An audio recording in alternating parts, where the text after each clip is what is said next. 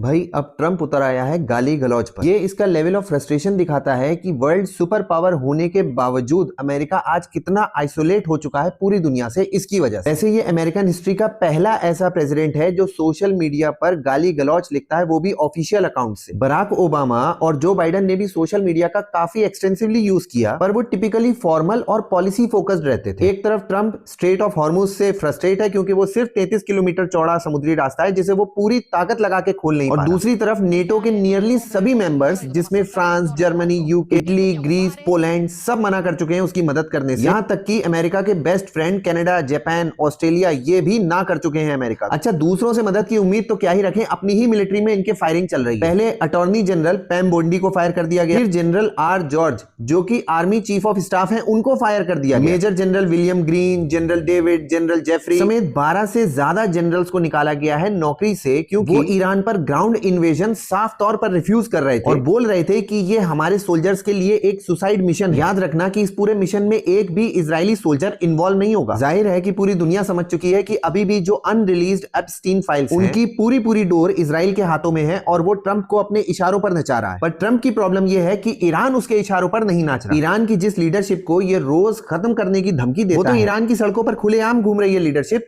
वो भी बिना बॉडीगार्ड। तो ट्रंप की फ्रस्ट्रेशन तो बिल्कुल लाजमी है। एक्चुअली ट्रंप ने सोचा था कि 2-4 दिन में या हफ्ते भर में ईरान पर हमला करके जीत लेंगे, पर उसने ये नहीं देखा कि जिस कंट्री पर वो हमला कर रहा है, विमेन राइट्स की बात कर रहा है उस कंट्री में, वहां वुमेन लिटरेसी रेट 99%, जबकि खुद अमेरिका में सिर्फ 87%। यूनिवर्सिटी लेवल स्टूडेंट्स में ईरान में 67% विमेन है, यहां तक कि वहां मेल यानी कि मेन के लिए रिजर्वेशन तक होता है, जबकि अमेरिका में यही परसेंटेज सिर्फ 57% रह जाता है। साइंस एंड इंजीनियरिंग स्ट्रीम में 70% स्टूडेंट्स ईरान में विमेन, जबकि अमेरिका में साइंस और इंजीनियरिंग में सिर्फ 23% लड़कियां। मेडिकल प्रोफेशन में 60%, जबकि यूएस में सिर्फ 47%, फिजिशियंस 49% विमेन, यूएस में सिर्फ 38%। ओनली फैंस जैसी वेबसाइट पर 84% विमेन है अमेरिका में, जबकि ईरान में ऐसा कुछ भी एग्जिस्ट ही नहीं करता। ट्रंप का फ्रस्ट्रेशन इसलिए भी लाजमी है क्योंकि for the first time in history America ने 48 आवर्स का सीज फायर रिक्वेस्ट किया था। ईरान ने केवल एक वर्ड में रिप्लाई करा, नो। ट्रंप का फ्रस्ट्रेशन इसलिए भी लाजमी है क्योंकि ट्रंप पिछले 1 महीने से कह रहा है कि ईरान की air force, military, self defence system सारे के सारे मैं खत्म कर चुका हूं, जबकि 28 फरवरी से 3 अप्रैल के बीच ईरान ने टोटल 1.4 बिलियन यूएस डॉलर्स के प्लेन मार गिराए, जो बनता है 11,690 करोड़ रुपए। वो F-35 फाइटर भी मार गिराया, जिसके बारे में अमेरिका क्लेम करता है कि इसको दुनिया का कोई भी कंट्री डिटेक्ट भी नहीं कर सकता। ये एक जबरदस्त तमाचा है अमेरिका की सुपर पावर इमेज पर। तो ट्रंप का फ्रस्ट्रेट होना बिल्कुल लाजमी है, पर सोशल मीडिया पर अगर कोई प्रेसिडेंट गाली गलौच लिखे जिसे उसके ही मुल्क का बच्चा पढ़े, ये दिखाता है कि इनको बस पाला गया है,